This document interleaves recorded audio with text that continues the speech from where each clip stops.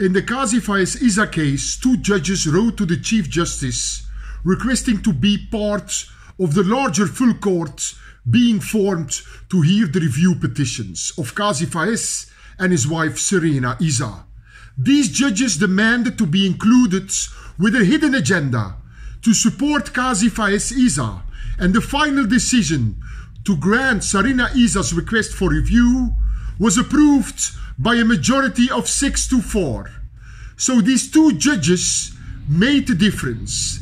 This 6-10 decision, 6-4 in the Serena Isa case, did in fact stop the court case from reviewing the report filed by the highest taxing authority in Pakistan. This form of justice must not be accepted by the people of Pakistan.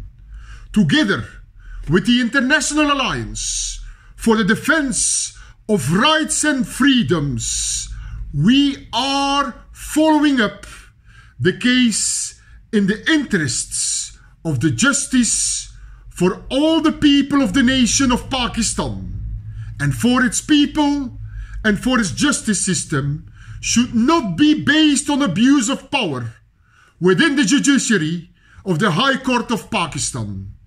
This should never ever be accepted, and the fact that such scandals are becoming known is a positive sign for the justice system as a whole.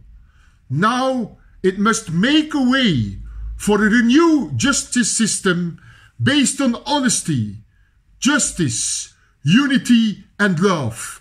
The truth has triumphed today over the lie. A parliamentary commission of inquiry must now get to the bottom of everything, and this case must lead to the necessary reforms.